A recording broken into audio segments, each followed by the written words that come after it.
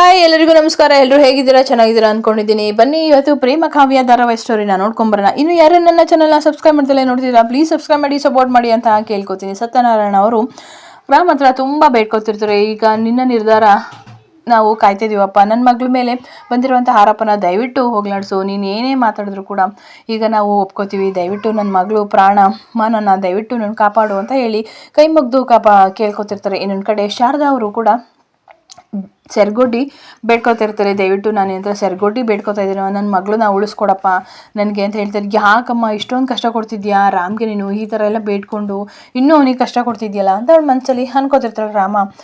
ಇನ್ನೊಂದು ಕಡೆ ಇನ್ನೊಂದು ಕಡೆ ಪ್ರೇಮ ಅವ್ರ ಅಮ್ಮನೂ ಕೂಡ ತುಂಬ ಬೇಡ್ಕೊತಾ ಇರ್ತಾರೆ. ದಯವಿಟ್ಟು ನನ್ನ ಮಗಳು ಪ್ರಾಣ ಮಾನನ ದಯವಿಟ್ಟು ನನ್ನ ಮಡ್ಲಿಗೆ ಹಾಕಪ್ಪ, ನಾನು ನಿಮ್ಗೆ ಉತ್ತರಕ್ಕೋಸ್ಕರ ಕಾಯ್ತಿರ್ತೀನಿ. ಯಾರು ಏನೇ ಅಂದರೂ ಕೂಡ ನಾನು ಅದನ್ನು ನಂಬಲ್ಲ ರಾಮ್, ದಯವಿಟ್ಟು ನನ್ನ ಮಗಳನ್ನ ಕಾಪಾಡ್ಕೊಡಯ್ಯ ಅಂತ ಸತ್ಯನಾರಾಯಣ ಅವ್ರು ಕೂಡ ರಾಮ್ನ ಕೈ ಮುಗಿದು ಬೇಡ್ಕೊತಾ ಇರ್ತಾಳೆ. ರಾಮ್ ಏನೂ ಮಾತಾಡ್ದಲ್ಲೇ ಇರುವಂಥ ಸ್ಥಿತಿಯಲ್ಲಿ ಇರ್ತಾನೆ. ಯಾಕೆ ರಾಮ್ ಏನೂ ಮಾತಾಡ್ತಿಲ್ಲ, ಏನಾದರೂ ಮಾತಾಡು, ಇಲ್ಲಿ ಯಾಕೆ ಏನು ಮಾತಾಡಬೇಕು, ಅದ್ರ ಬದಲು ನಿಮ್ಮ ಪ್ರೇಮನ ಇಷ್ಟೊಂದು ಮೌನವಾಗಿ ನಿಂತಿದ್ದಾಳಲ್ಲ ಅಂತ ಸ್ನೇಹ ಹೇಳ್ತಿರ್ತಾಳೆ. ಅಂದರೆ ಅವರು ತಪ್ಪು ಮಾಡಿದ್ದಾರೆ ಅಂತ ಆಗಿದೆ, ಹಾಗಾಗಿ ಅವಳು ಮೌನವಾಗಿ ನಿಂತಿರೋದು ನೋಡಿದರೆ ಇಲ್ಲಿ ಅವಳೇ ತಪ್ಪು ಮಾಡಿದ್ದಾಳೆ ಅನ್ನೋದು ಎದ್ದು ಕಾಣ್ತಿದೆ. ಇಲ್ಲಿ ಇಬ್ಬರು ಕೂಡ ಮೌನವಾಗೇ ಇದ್ದಾರೆ, ಹಾಗಾಗಿ ಯಾರು ಏನು ಕೂಡ ಬೇಡ್ಕೊಳ್ಳೋದೇನು ಬೇಕಾಗಿಲ್ಲ.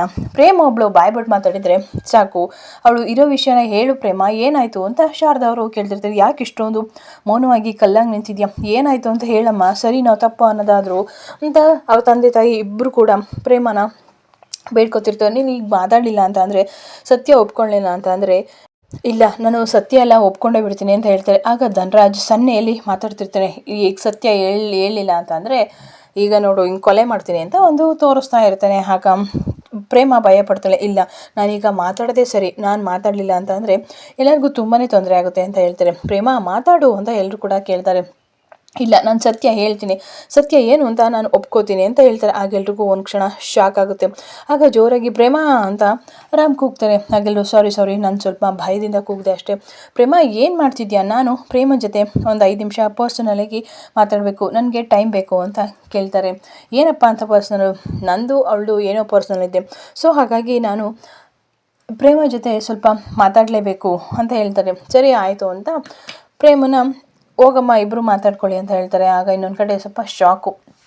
ಸ್ನೇಹ ಮತ್ತು ಅವರಮ್ಮ ಇಬ್ರಿಗೂ ಏನು ಮಾತಾಡೋಕೆ ಹೋಗ್ತಿದ್ದಾರೆ ಏನು ಅಂತ, ಬಾ ಪ್ರೇಮ ನೀನು ನನ್ನ ಜೊತೆ, ನಾನು ನಿನ್ನ ಜೊತೆ ಏನೋ ಮಾತಾಡಬೇಕು ಅಂತ ಕೇಳ್ಬಿಟ್ಟು ಅಲ್ಲಿಂದ ಪ್ರೇಮನ ಕರ್ಕೊಂಡು ಹೋಗ್ತಾಳೆ.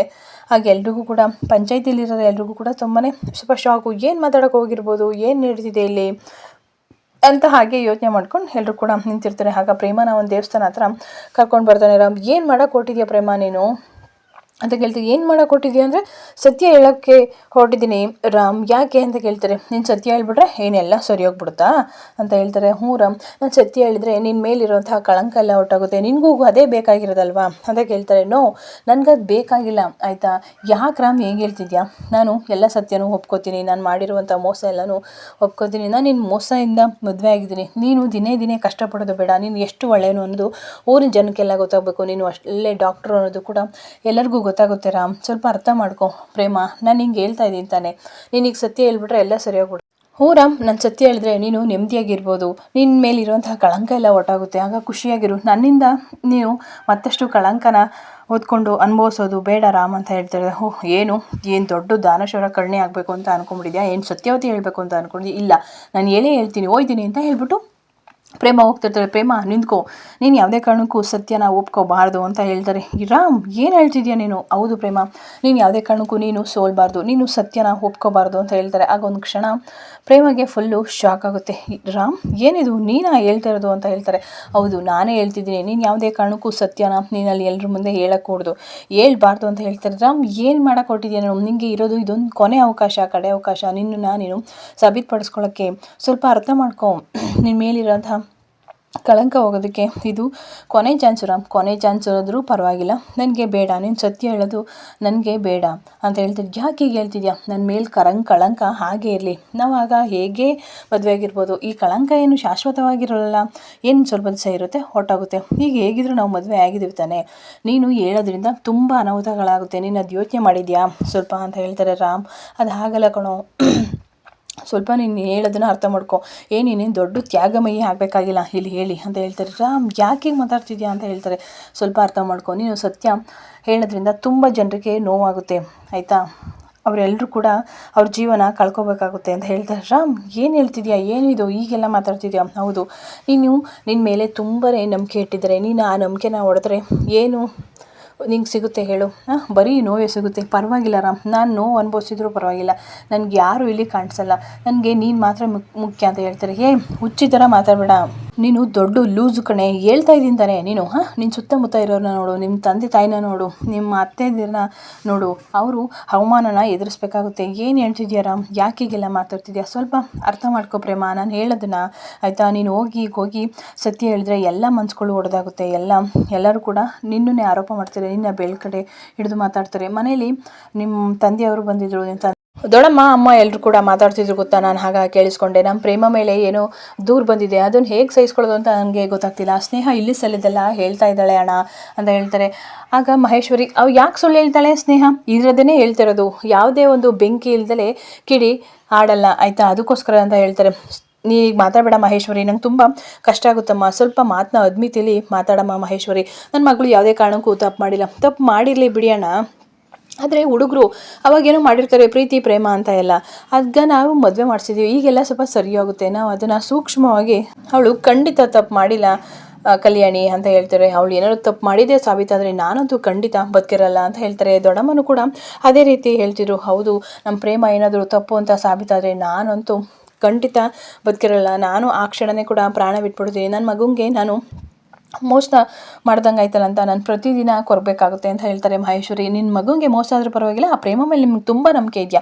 ಆಗಲ್ಲ ಮಹೇಶ್ವರಿ, ನನಗೂ ಕೂಡ ನನ್ನ ಮಗನ ಮೇಲೆ ತುಂಬಾ ಪ್ರೀತಿ ಇದೆ, ತುಂಬ ನಂಬಿಕೆ ಇದೆ, ಆದರೆ ಈ ಆಪಾದನೆ ತಂದು ನಿಲ್ಲಿಸಿದರೆ ಇದೇನಾರ ಸಾಬೀತಾದರೆ ನಿಜವಾಗ್ಲೂ ನಾನು ಖಂಡಿತ ಬದುಕಿರಲ್ಲ, ಪ್ರತಿದಿನ ಕೊರಗಿ ನಾನು ಸಾಯಬೇಕಾಗುತ್ತೆ ಅಂತ ಕಲ್ಯಾಣಿ ಹೇಳ್ತಿರೋದನ್ನು ರಾಮ್ ಕೇಳಿಸ್ಕೊತಾಳೆ. ಈಗ ನಮ್ಮ ರಾಮ್ ಮೇಲೆ ಎಲ್ಲ ತೀರ್ಮಾನವೂ ನಿಂತಿದೆ, ನನ್ನ ಮಗುಗೆ ಒಳ್ಳೆಯದಾಗಬೇಕು, ನನ್ನ ಸೊಸೆ ನನ್ನ ಮಗನ ನಾನು ಪೂರ್ತಿಯಾಗಿ ನಂಬಿದ್ದೀನಿ, ಅವ್ರು ಯಾವುದೇ ಕಾರಣಕ್ಕೂ ನಾನು ಮೋಸ ಮಾಡಲ್ಲ ಅಂತ ಹೇಳ್ತಾರೆ. ನೋಡು, ಇಷ್ಟೆಲ್ಲ ಮಾತಾಡ್ತಿದ್ರು, ಈಗಲೂ ಕೂಡ ನೀನು ಹೋಗಿ ಸತ್ಯ ಹೇಳ್ತೀಯಾ? ನೀನು 2 ಜೀವದ ಜೊತೆ ಆಟ ಆಡ್ತಿದ್ಯಾ? ಇನ್ನೊಂದು ಕಡೆ ನೋಡಿದರೆ ದೊಡ್ಡಮ್ಮ ಪ್ರಾಣ ಬಿಡ್ತೀನಿ ಅಂತ ಹೇಳ್ತಾರೆ. ನಿಮ್ಮ ತಂದೆ ನಾನು ಕೂಡ ಎದೆ ಹೊಡ್ಕೊಂಡು ಅಲ್ಲೇ ಸಾಯ್ತೀನಿ ಅಂತ ಹೇಳ್ತಾರೆ. ನಿನ್ನಿಂದಾಗಿ 2 ಜೀವ ಹೋಗ್ಬೇಕಾ ಪ್ರೇಮ, ಹೇಳು, ಅರ್ಥ ಮಾಡ್ಕೊ. ಆಗಲ್ಲ ಪ್ರೇಮದು, ನಿನ್ನ ಮೇಲೆ ಬಂದಿರೋಂತಹ ಕಳಂಕ ಹೋಗೋದ್ಕೊಳ್ಳ, ನನಗೆ ಬೇಕಾಗಿಲ್ಲ ಅಂತ ಹೇಳ್ತಾ ಇಲ್ವಾ? ನಮ್ಮ ದೊಡ್ಡಮ್ಮ ಜೀವನ ಪೂರ್ತಿ ನಾನು ಇಂಥ ತೀರ್ಪು ಕೊಟ್ಟೆ ಅಂತ ಕೊರಗಿ ಸಾಯ್ಬೇಕಾ? ನಿಮ್ಮ ತಂದೆನೂ ಕೂಡ ಸಾಯ್ಬೇಕಾ? ಹೇಳು, ನಿಮಗೆ ಇವೆರಡು ಪ್ರಾಣಗಳು ಮುಖ್ಯನೇ ತಾನೇ? ನಿಮ್ಮ ಅಮ್ಮ ಒಂದು ಕಡೆ ನೋಡಿ ಸೆರಗುಡ್ಡಿ ಬೇಡ್ಕೊಳ್ಳುತ್ತೆ, ನನ್ನ ಮಗಳನ್ನ ಕಾಪಾಡಪ್ಪ ಅಂತ. ನಿಮ್ಮ ತಂದೆ ಬಂದು ಅಷ್ಟು ಕೇಳ್ಕೊತಾರೆ, ನಿಂಗೆ ಅಷ್ಟು ಗೊತ್ತಾಗಲ್ವಾ? ಈಗ 2 ಕುಟುಂಬಗಳು ನಿನ್ನ ಕೈಲೇ ಇದೆ ಪ್ರೇಮ, ಸ್ವಲ್ಪ ನೀನು ಅರ್ಥ ಮಾಡ್ಕೊ ಆಯಿತಾ. ನೀನು ಸತ್ಯ ಹೇಳೋದ್ರಿಂದ ನೀನು ಅವಾಗ ತಪ್ಪು ಮಾಡಬೇಕಾದ್ರೆ ನಿನಗೆ ನೆನಪಿರಬೇಕಿತ್ತು, ನಾನು ತಪ್ಪು ಮಾಡ್ತೀನಿ ಅಂತ. ಈಗ ಪಶ್ಚಾತ್ತಾಪ ಪಡ್ತಾ ಇದೆಯಲ್ಲ ಆಯಿತಾ, ಅದೇ ಸಾಕು. ಈಗ ನಾವು ಮದುವೆ ಆಗಿದ್ದು ಆಗೋಗಿದೆ ಆಯಿತಾ, ಸ್ವಲ್ಪ ಅರ್ಥ ಮಾಡ್ಕೊ. ನಾವೀಗ 2 ಜೀವಗಳನ್ನ ಕಳ್ಕೊಬೇಕಾಗುತ್ತೆ. ನೀನು ಸತ್ಯ ಹೇಳಿದ್ರೆ ಪ್ರೇಮ, ದಯವಿಟ್ಟು ಸತ್ಯ ಹೇಳ್ಬೇಡ, ಸತ್ಯನ ಒಪ್ಕೋಬೇಡ ಪ್ರೇಮ, ಅರ್ಥ ಮಾಡ್ಕೊ.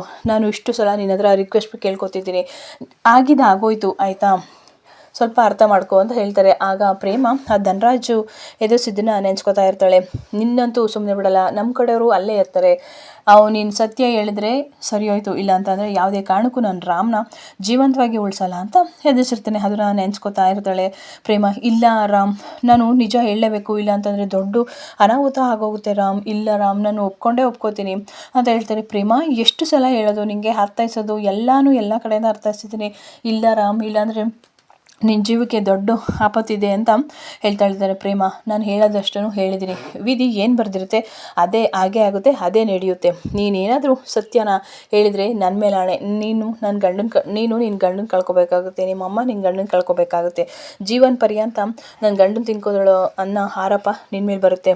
ನನ್ನ ಮೇಲೆ ಆಣೆ, ಗೊತ್ತಾಯ್ತಾ, ನನ್ನ ಮೇಲೆ ಆಣೆ, ನೀನು ಬಂದು ಅಲ್ಲಿ ಸತ್ಯ ಒಪ್ಕೊಂಡ್ರೆ, ನಿಜವಾಗ್ಲೂ ನೀನು ನನ್ನ ಪ್ರೀತಿಸದೇ ಆಗಿದ್ರೆ ನೀನು ಅಲ್ಲಿ ಬಂದು ಹೇಳಲ್ಲ, ನನ್ನ ಆಣೆ ಪ್ರಮಾಣಕ್ಕೆ ನೀನು ಬೆಲೆ ಕೊಡಬೇಕಾಗುತ್ತೆ ಅಂತ ಹೇಳಿಬಿಟ್ಟು ರಾಮ್ ಅವನ ಮೇಲೆ ಅವನೇ ಆಣೆನ ಹಾಕ್ಕೊಂಡು ಬಾ ಇಲ್ಲಿಂದ ಹೋಗೋಣ ಅಂತ ಹೇಳಿಬಿಟ್ಟು ಕರ್ಕೊಂಡು ಹೋಗ್ತಾನೆ ನ್ಯಾಯ ಪಂಚಾಯಿತಿ ನಡೀತಿರುವಂತಹ ಜಾಗಕ್ಕೆ. ಆಗ ಧನರಾಜ್ ಅವರು, ಏನಮ್ಮ ಇದು ಬರಲೇ ಇಲ್ಲ ಪ್ರೇಮ ಮತ್ತು ಇಬ್ಬರು ಅಂತ ಹೇಳ್ತಾರೆ. ಏನಾದರೂ ಗಿಮಿಕ್ ಮಾಡಿ ಪ್ರೇಮ ರಾಮ್ ಮನ್ಸನ್ನ ಚೇಂಜ್ ಮಾಡ್ತಿರ್ಬೋದಾ ಅಪ್ಪ ಡ್ಯಾಡಿ ಅಂತ ಹೇಳ್ತಾರೆ. ಇರು ನಾನೇ ಮಾತಾಡ್ತೀನಿ ಸಭೆಯಲ್ಲಿ ಅಂತ ಹೇಳ್ತಾರೆ. ಏನು ಅಧ್ಯಕ್ಷರೇ ಇದು, ಅವರಿಬ್ಬರು ಮಾತಾಡೋಕೆ ಕೊಟ್ಬಿಟ್ಟು ನಮ್ಮನ್ನು ಈಗ ನಿಲ್ಲಿಸಿದ್ದಾರಲ್ಲ, ಇನ್ನೇನು ಎಲ್ಲನೂ ಕೂಡ ರಾಣಿ ಸತ್ಯ ಒಪ್ಕೊಂಡಾಗಿದೆ, ಅವರಿಬ್ಬರು ಕೂಡ ಮೌನವಾಗಿ ನಿಂತಾಗಿದೆ ಅಂತ ಅಂದಮೇಲೆ ನ್ಯಾಯ ಕರೆಕ್ಟಾಗಿ ಇದೆ ತಾನೇ, ಹೇಳಿಬಿಡಿ ತೀರ್ಪನ್ನ ಅಂತ ಹೇಳ್ತಾರೆ.